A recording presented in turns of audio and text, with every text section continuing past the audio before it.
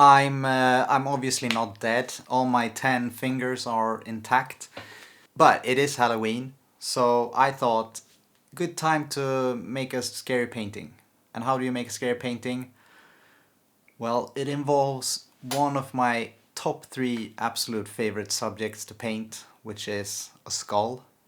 But I also thought like skulls aren't inherently that scary. I feel like we're used to skulls. I was contemplating a bit like how can I make it even more scary and gnarly looking. So I made a severed finger out of polymer clay. I actually made one last year as well, but that one was kind of fat, thick, weird looking. I wasn't super happy with it, so I made this. I kind of modeled it after my own finger, so I feel like it nailed the size and scale of a finger, and then it's kind of all gooey here. So we're gonna put a skull and some severed fingers.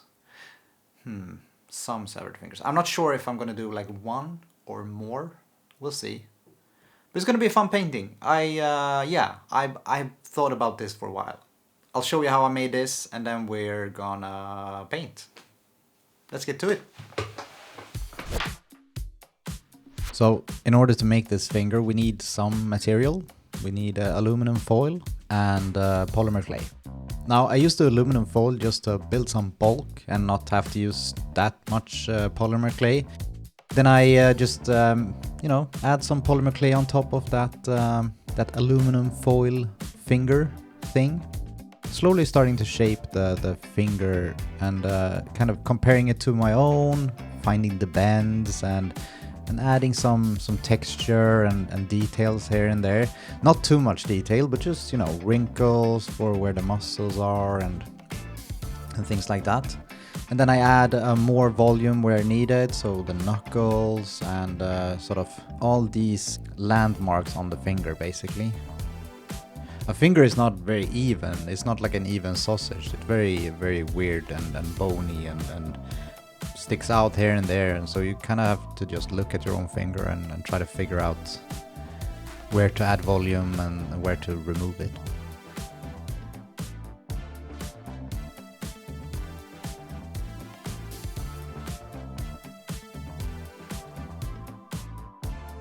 And then we work out the gnarly bits. I have no idea how a severed finger looks, so I just made it up. I imagined that it was sort of ripped off a hand and that it would have some skin and things sticking out.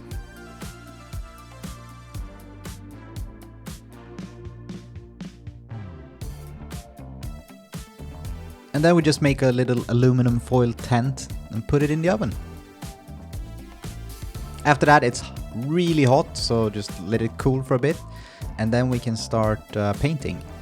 I compared the colors that I mixed with my own finger to find that suitable sort of brownish poopy color. And then when it comes to skin tones, they're not one uniform color, it's just a bunch of different slightly variations of the same sort of brown poopy color. Beige, I guess. So just keep adding layers upon layers with different variations of that. Then just some final details with the nail and the gooey bits, which is just red and some black to make it pop. Then just the final highlights on the nail.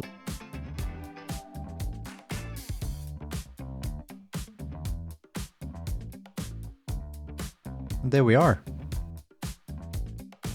Ah, that looks nasty.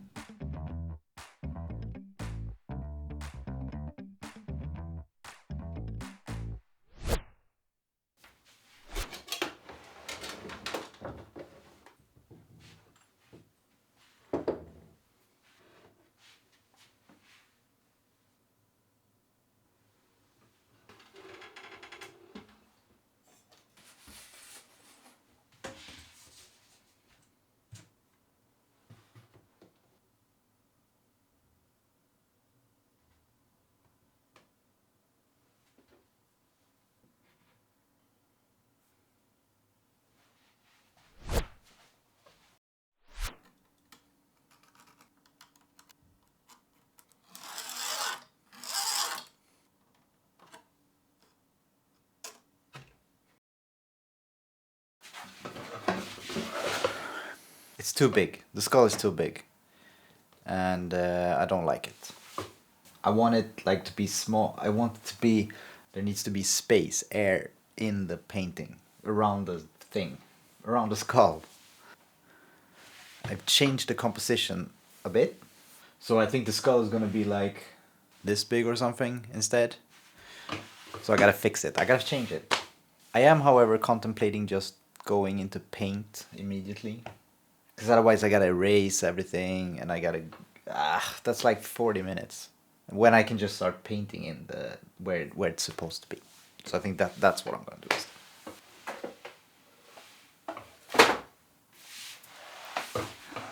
This, by the way, I think I've had this Bristol brush for 15 years or something. It's my favorite one for drawing with. It's my favorite one for drawing with. There's barely any bristles left.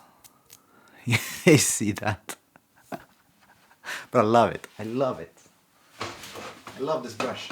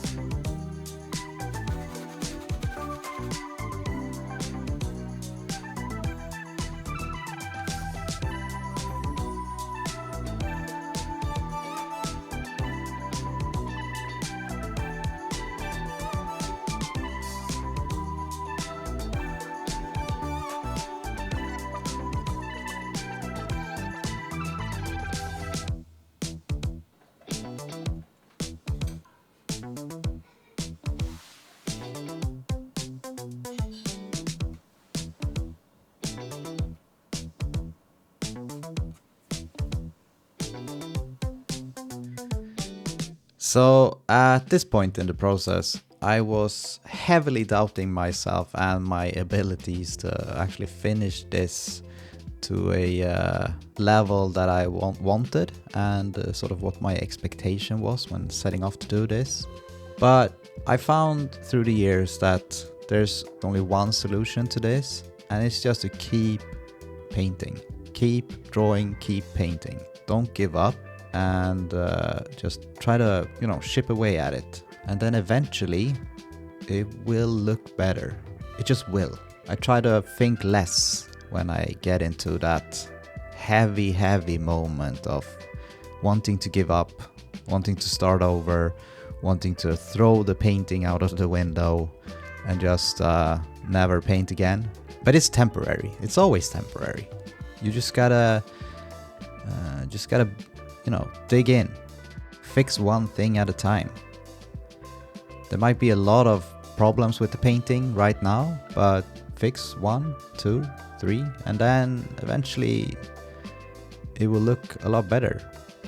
once I actually got through this, I felt like this is not bad. Like this is not bad. There's some things I want to do and fix with it, of course, but yeah, it started feeling better.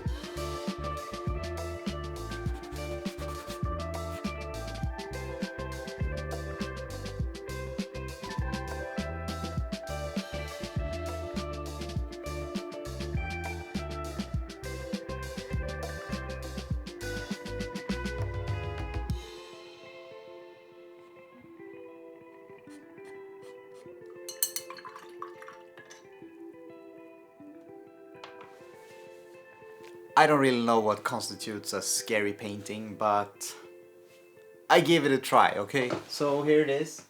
I think it's kind of scary. It's, you know, the skull became a lot more fleshy in its in how it looks than what I was kind of thinking of when I started off, which is a happy accident for sure. There were stages when I felt like this is not going where I want it to go. I'm gonna give up. I'll never paint again. And but then towards the end, I really started to enjoy it, and it came together in a way I couldn't have hoped for, to be honest. I'm really happy with it. I'm really happy with this painting. Nice. And we made this. I'm just gonna keep this on my shelf here to scare people. Now I have two. It might be too much. People might think I'm crazy or something. But I guess they could. I don't care. Who cares? Anyway, thanks for watching. I think I need a haircut. Yeah, I might go get a haircut. See you soon.